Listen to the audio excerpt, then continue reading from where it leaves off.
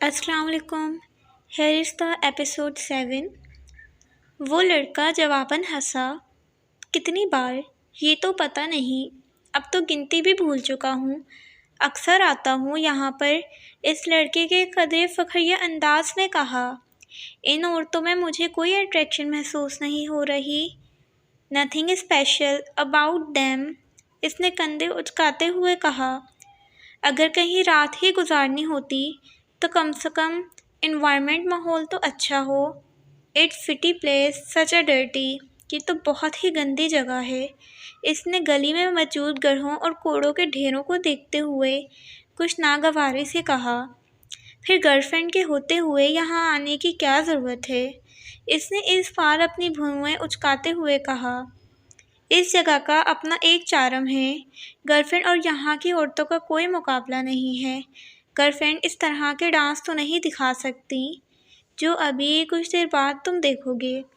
तीसरा लड़का हंसा और फिर पाकिस्तान की जिस बड़ी एक्ट्रेस का डांस दिखाने हम तुम्हें ले जा रहे हैं वो तो बस। दूसरे लड़के की बात पहले लड़के ने काट दी। इसका डांस तो तुम पहले भी दिखा चुके हो। अरे वो कुछ भी नहीं था। भाई की शादी पर एक मुजरा किया था, मगर यहाँ पर तो बहुत ही कुछ और ही होती है। वो एक्टर तो एक पोश इलाके में रहती है, फिर यहाँ क्यों आती है?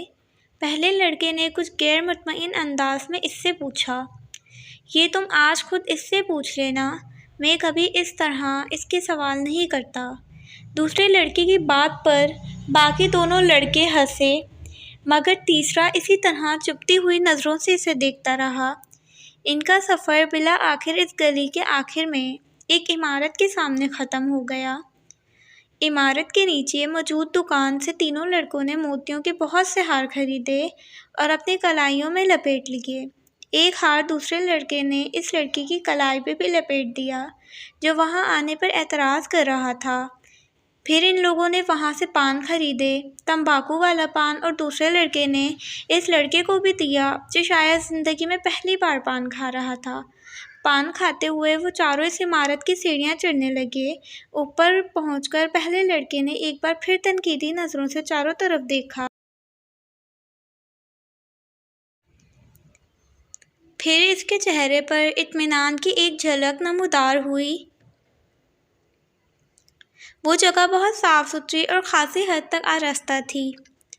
गांव तकिए और चादनियाँ बिछी हुई थीं। एक बार एक पर्दे लहरा रहे थे। कुछ लोग पहले ही वहाँ मौजूद थे। रक़्स अभी शुरू नहीं हुआ था। एक औरत लपकती इनकी तरफ आई। इसके चेहरे पर एक खूबसूरती मस्नूई मुस्कुराहट सजी हुई थी। इसने दूसरे लड़के को मुखातिब किया। पहले लड़के ने गौर से इस औरत को देखा।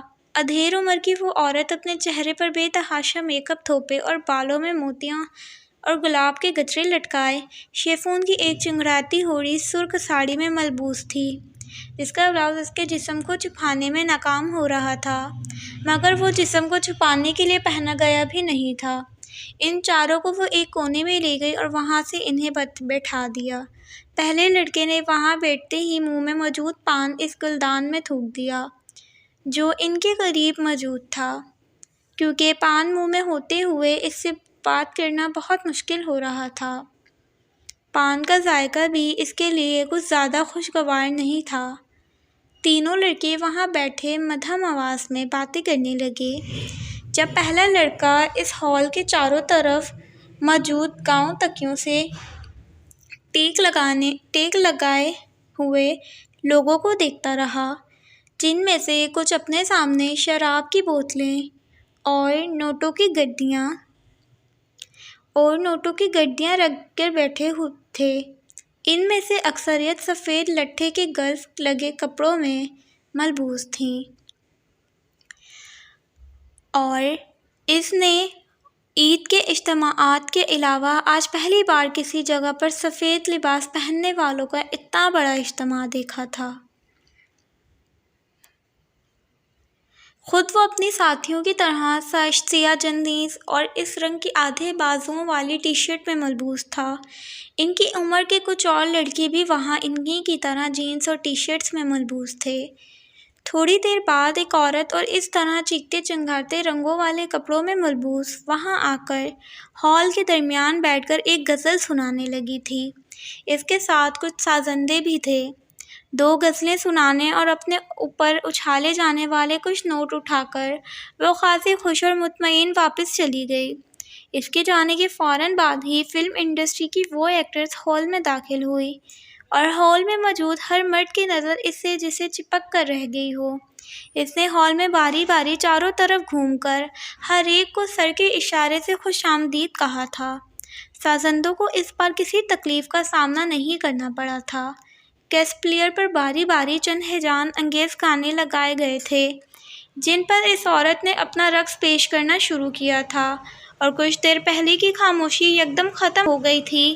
چاروں طرف موجود مرد اس عورت کو دعوت تحسین پیش کیا کرنے کے ساتھ ساتھ شراب نوشی میں مصروف تھے۔ ان میں سے کچھ جو زیادہ جوش میں آ رہی تھیں وہ ایکٹرز کے ساتھ ڈانس میں مصروف ہو جاتی تھیں۔ ہال میں واحد شخص جو اپنی جگہ پر کسی حرکت کے بغیر بے تاثر چہرے کے ساتھ بیٹھا تھا وہی لڑکا تھا، مگر اس کے باوجود یہ اندازہ لگانا مشکل نہیں تھا کہ وہ اس ایکٹریس کے رقص سے خاصا محظوظ ہو رہا تھا۔ تقریباً 2 گھنٹے کے بعد جب اس ایکٹر نے اپنا رقص ختم کیا تو وہاں موجود آدھے سے زیادہ مرد اتنا غفیل ہو چکے تھے۔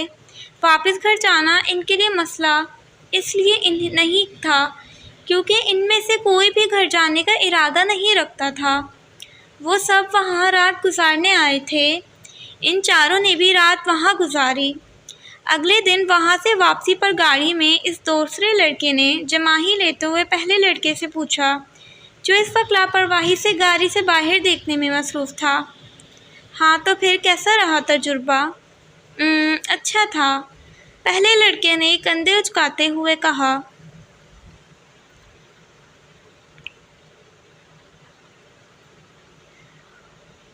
بس اچھا تھا اور کچھ نہیں، تم بھی بس۔ اس نے قدرے ناراضی کے عالم میں بات ادھوری چھوڑ دی۔